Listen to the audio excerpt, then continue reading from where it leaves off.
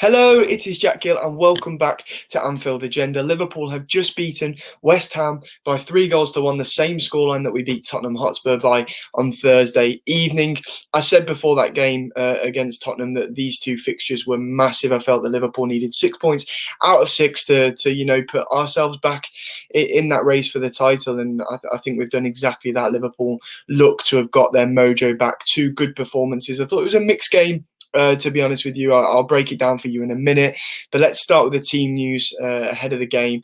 Obviously, we expected with Joel Matip and Fabinho out injured that it would be a Nat Phillips and Jordan Henderson partnership at centre-back. And I thought on the whole it worked really well. I thought Nat Phillips was very, very good today. We saw obviously his Premier League debut came at Anfield against West Ham where he got man of the match that day.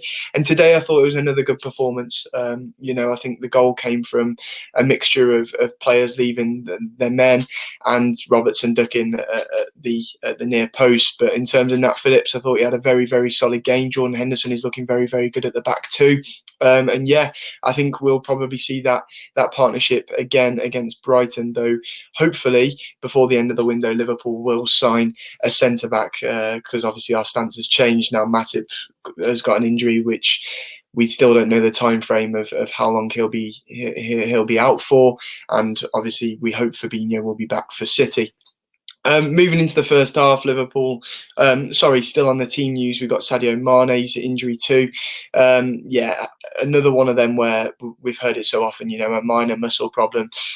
A confusing one because it doesn't give us a time scale or a time frame, or we don't know much about the injury. But for me, I wouldn't be rushing Mane back for Brighton. I'd just be making sure he's 100% fit for that Man City game. If he's fit for the Brighton game, then bonus, throw him in. But I don't want to risk him with that City game, on the horizon. Going into the first half, we had that diamond in midfield today, which I think worked. We dominated possession, we controlled the game in the first half. There was just a lack of movement in behind and a lack of pace, and we were making far too many passes. It was quite slow, and as I say, not enough movement in behind from players like Shaqiri and Salah. But the one player that did impress me with his movement in behind in the first half was James Milner, who I think looks really, really good. Tried to create something, tried to be the man, bringing a spark into the game. And 35 years old, he still strikes me as someone that's superhuman because he's still undoubtedly the fittest in the Liverpool squad. But yeah, I think if anything looked like it was going to come to life, it would have been from Thiago's passes too. I think the best opportunity in the first half came from a lovely Thiago ball at the end of the first 45 that Origi couldn't quite get to and convert into the back of the net. But it was obvious after that first half performance that things needed to change. It looked like a performance that we were getting ourselves caught in before playing Tottenham. The sort of performance we saw against Southampton and Burnley, where we're having a lot of the ball, but we're making it far too easy for the opposition. It's not fast enough. We're not creating enough chances. But whatever Klopp said at half time worked superbly, because in the second half, there was just some brilliant moments from Liverpool. The second and third goal were liquid football and Liverpool really at our best.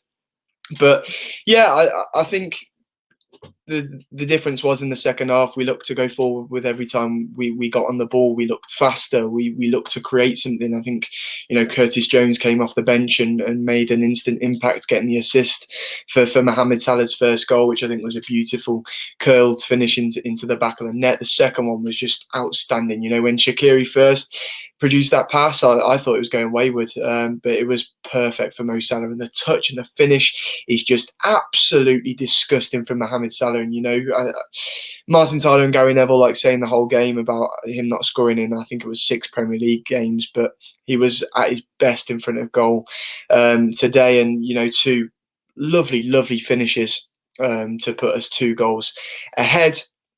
And then obviously the third goal was some more fantastic football, a little back heel from Oxlade-Chamberlain. Firmino finding Genie Wijnaldum, who slotted it home from a few yards out.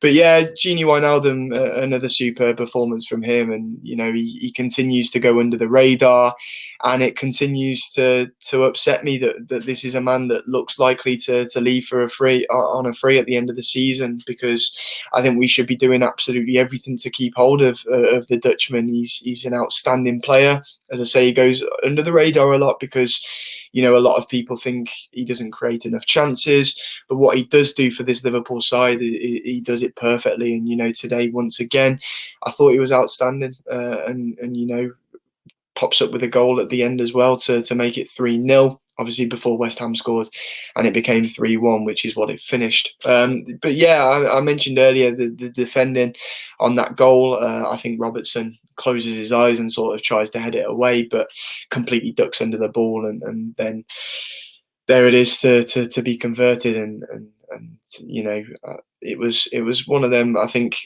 we knew they were threatening from set pieces today, and we did so well.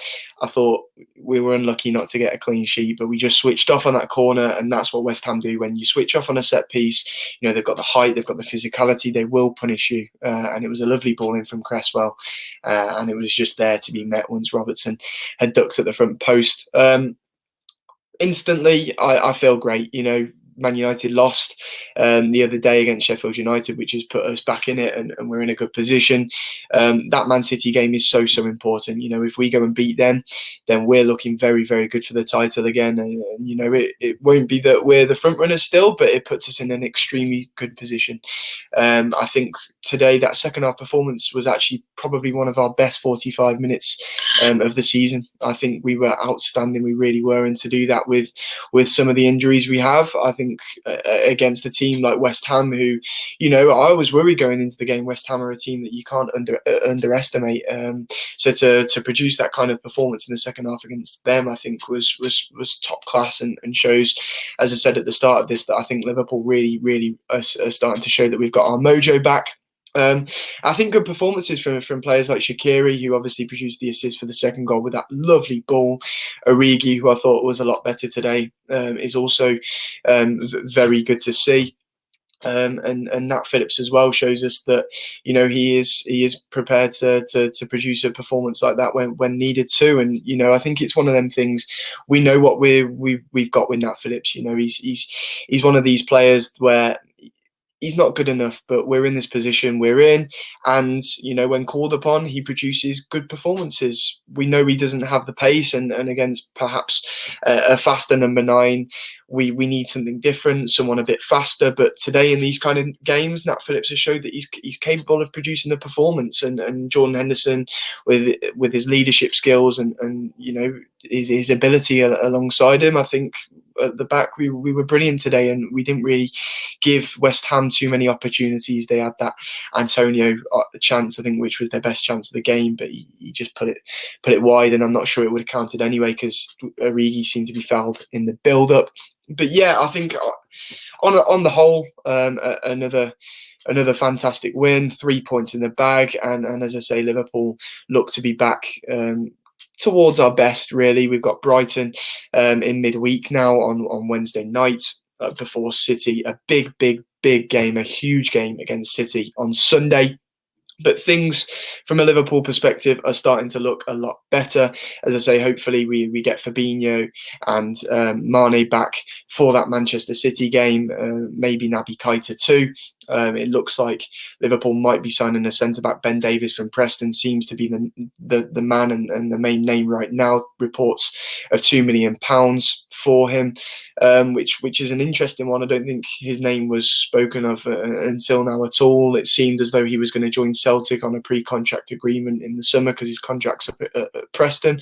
But it looks like Liverpool are going to sign him for £2 million. That's been reported by various different people, including James Pearce. I think it came from the Telegraph as well. So yeah, things are starting to look a lot better from a Liverpool perspective. 3 more points in the bag, and things are looking good. Brighton next. 3 more points, please, up the Reds.